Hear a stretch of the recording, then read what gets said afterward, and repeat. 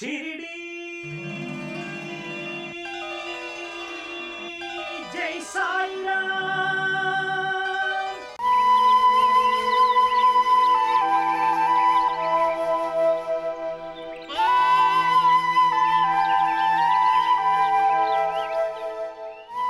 बाबा, बाबा, साईं बाबा कहाँ पर हैं? उनसे आपको क्या काम है?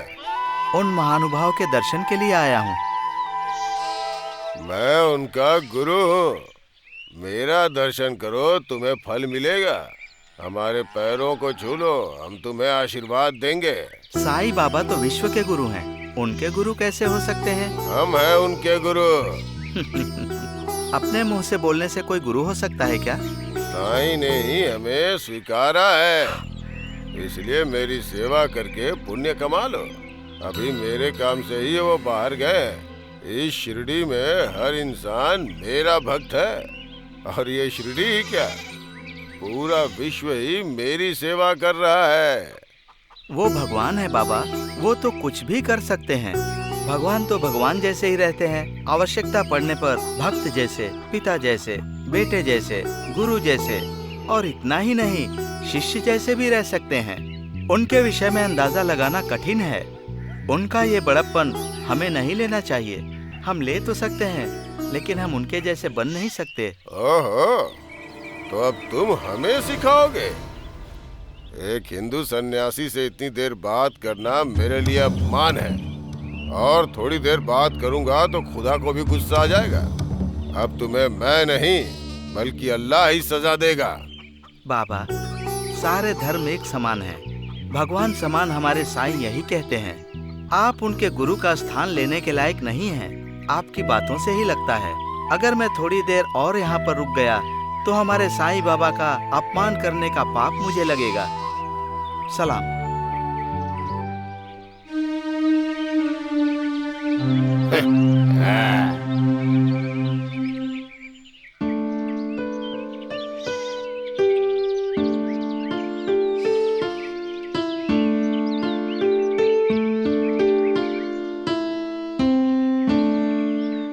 साईं राम। भाई साहब नमस्कार। साईं के दर्शन करने के लिए मस्जिद में गया था, लेकिन वो वहाँ पर नहीं है। वहाँ कोई जौहर अली है, बाबा उनके शिष्य हैं कह रहा था, और मुझे दर्शन किए बिना ही भेज दिया। साईं ने खुद ही अपने आप उनको गुरु घोषित किया है, इसमें हम क्या कर सकते हैं? जिस तरह जौहर अली ने अपने लिए शिष्य रखा है, वैसे ही हम हमारे सदगुरु को रख लेते हैं। वो कैसे हो सकता है जानकी दास जी? साईं के समक्ष ही उस गुरु के बारे में हम सबको बता देंगे। उस जौहर अली की प्रतिभा सबके सामने लाएंगे तो पता चल जाएगा। इसकी जिम्मेदारी आप ही लो। वो महापंडित है, इस बात का उसे गर्व है, लेकिन अगर उसकी असलियत सबके सामने आ जाएगी तो अच्छा ही होगा। अगर सच में ज्ञानी होगा तब तो ये हम सभी लोगों के लिए बहुत खुशी की बात है, और नहीं तो हम लोग उसे अपने गांव से निकाल देंगे। भगवान पर छोड़कर हम सब अपना कार्य करते हैं। चलिए।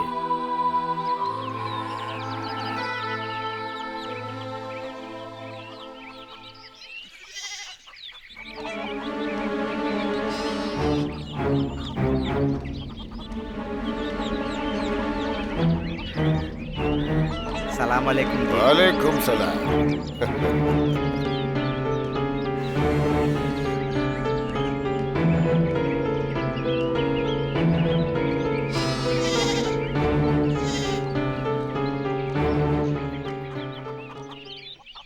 जौहर अली को मेरा प्रणाम। प्रणाम।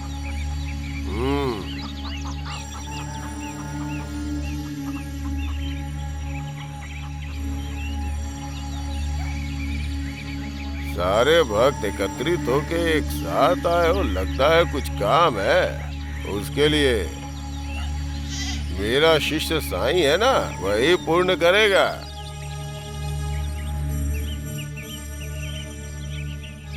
क्षमा कीजिए, शिष्य समाधान नहीं करेगा, गुरु ही समाधान करेंगे। हमारे गुरु के पास अभी समय नहीं है, वो तुम सबके साथ बाद में बात करेंगे। अभी के अभी हमें समाधान चाहिए। ठीक है ठीक है। क्या है तुम्हारी समस्या?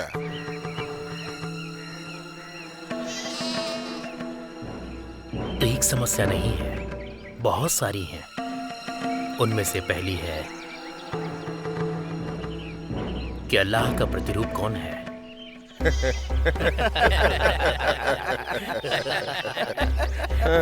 प्रतिरूप? अल्लाह का रूप ही नहीं है तो प्रतिरूप कहाँ से होगा? ये समस्या नहीं है, मुझे तो परीक्षा लग रही है। आप ऐसा ही समझ लीजिए। महागुरु हैं हम, हमारी परीक्षा लोगे तुम? प्रश्न का प्रश्न समाधान नहीं होता। सच कहूँ तो तुम्हें समाधान चाहिए ही नहीं। प्रश्न ही अर्थहीन है।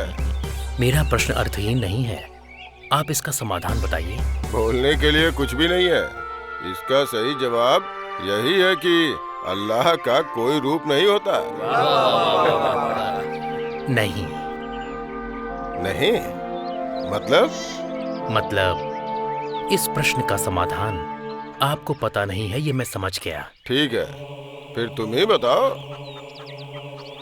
स्वर्ग लोक में जो भक्त हैं वो अल्लाह के प्रतिरूप हैं, और उन भक्तों में जो महान भक्त है वो भगवान का रूप है। मेरा दूसरा प्रश्न, असली गुरु कौन है? शिष्य की इच्छा पूरी करने वाला? नहीं। शिष्य के बारे में अच्छा सोचने वाला? बिल्कुल नहीं। तो फिर कौन? आपको पता नहीं है क्या? तुम्हें पता है तो बताओ ना। गुरु समस्त जगत का आधार होता है, सर्व ब्रह्मांड का उद्धार करते हैं। रक्षा करने वाले इस विश्व का वो ईश्वर ही एकमात्र गुरु है।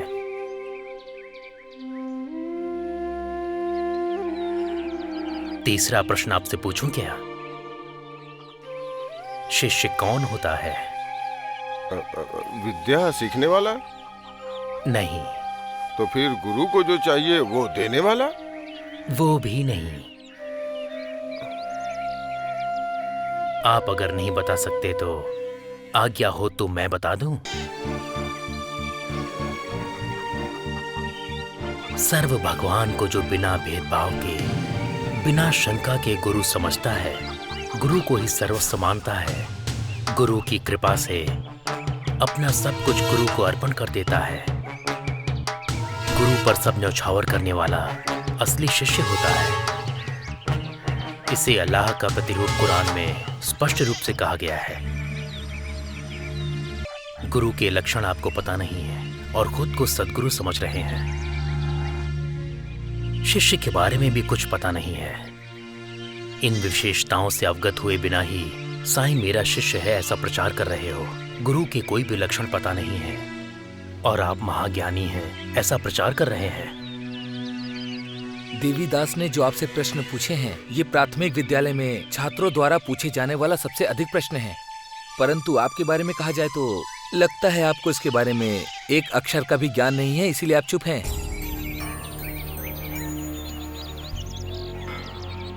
आप गुरु तो क्या, शिष्य बनने का भी अधिकार नहीं रखते हैं। फिर गुरु कैसे बन सकते हैं? जगत गुरु को शिष्य कैसे कह सकते हैं?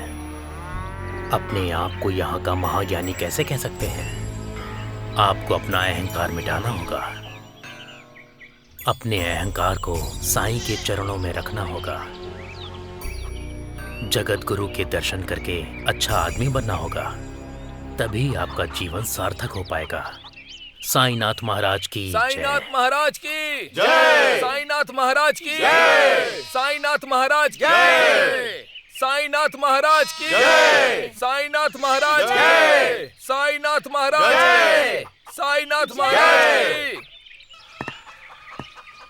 क्या हुआ, इतने धीरे धीरे क्यों कूट रही हो? शाम होने वाली है।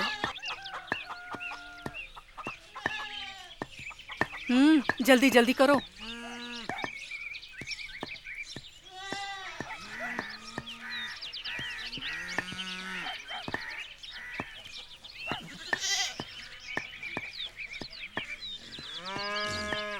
आओ गौरी। परसों लेकर गई थी वो कपड़े आज लेकर आ रही हो? क्या कहूँ माँ जी, मैं गर्मी ही बहुत ज्यादा है। पूरे गांव के कपड़े धुलने के लिए हमारे ही पास तो आते हैं सारे कपड़े। ठीक है, तुम तो हमेशा यही कहती हो। माँ मुझे बहुत भूख लगी है, जल्दी घर चलो ना। मुझे भी भूख लगी रुको है। सरा, जब देखो भूख ही लगी रहती है। जाओ काम अंदर खत्म से करके थोड़ा घर ही खाना जाना ले है। घर जाकर खाना दूंगी, थोड़ी देर मुंह बंद रखो अपना। गौरी तुम बच्चों को ऐसे क्यों डांट रही हो? अब क्या कहूँ माँ जी, घर पर छोड़ कर आऊंगी तो ये लोग सुनेंगे ही नहीं, और साहूकार के पास रहने से कहते हैं डर लगता है, और अपने पति को कहूँ तो दूर भागते हैं वो। इसीलिए मुर्गी के बच्चों के जैसे पीछे पीछे घूमते रहते हैं, और भूख लगी है कहकर मेरी जान खाते रहते हैं। समझ नहीं आता क्या करूँ इनका। अरे ये अभी बच्चे हैं, भूख लगेगी तो माँ से ही मांगेंगे ना। हाँ माँ जी, सच कह रही हैं। तुम्हारी देवरानी के पास छोड़ के आना था ना, वैसे भी उनके तो बच्चे नहीं है ना। ऐसे क्यों बोल रही हैं माँ जी? मैं अपने बच्चों को छोड़कर एक पल भी नहीं रह सकती। वो तो गुस्सा आता है तो मैं कुछ भी बोल देती हूँ, मगर मैं अपने बच्चों के बिना रह बिल्कुल नहीं सकती। देखा ना, एक छोटी सी बात कही तो इतना दुख हो गया तुम्हें। देखा, यही है माँ का प्रेम। हाँ, ये भाग्य सबको कहाँ मिलता है। चुप रहिए माँ जी, आपको भला क्या कमी। आज नहीं तो कल आप माँ बन ही जाएंगी और आपके घर में बच्चे खेलेंगे। अगर आपको गलत ना लगे तो एक बात पूछ सकती हूँ क्या? हाँ क्यों नहीं, मैंने तुम्हें कभी पराया समझा है क्या? मैं तो तुम्हें अपनों जैसा मानती हूँ। क्या पूछना है पूछो ना। माँ जी, वो साईं बाबा आपके घर आते जाते हैं ना, वो साक्षात ईश्वर हैं माँ जी। उन्होंने कितने लोगों के दुख दूर किए हैं, कितने लोगों के तो रोग तक ठीक कर दिए उन्होंने। उनके चरण में जाने से वो रक्षा करते हैं माँ जी। अपने साहब को तो वो बहुत पसंद करते हैं। मेरी बात मानिए तो एक बार उनके पास जाइए माँ जी।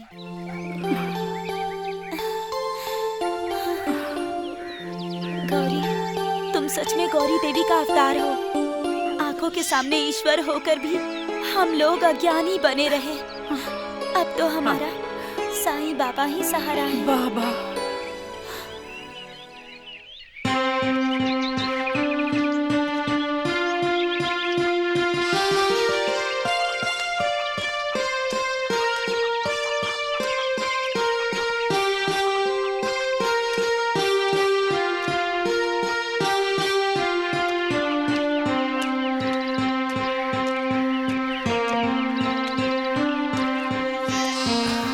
लक्ष्मी, बाबा आपने जैसा कहा था वैसी माला लाई हूँ, वहाँ पर रख दूँ क्या बाबा?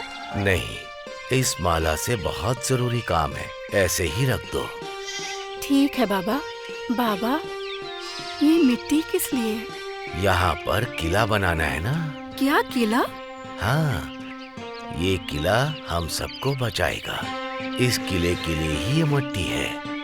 यहाँ पे किला होगा तो हमारे लिए अच्छा है। बाबा, ये कैसी विचित्र बातें कर रहे हैं। मिट्टी से किला बनाने वाले हो? जल्दी मत करो, तुम्हें पता चल जाएगा। थोड़ा रुक जाओ। मामा, मामा, लेकर आ गया मैं। हाँ, समझ गई मैं बाबा। तुलसी के लिए किला बनाने वाले हो? हाँ लक्ष्मी, लेकिन समझ में आ गया। सबके धर्म रस द्वारा ये द्वारका माई में अलौकिक है। ये भी वहीं रहेगा।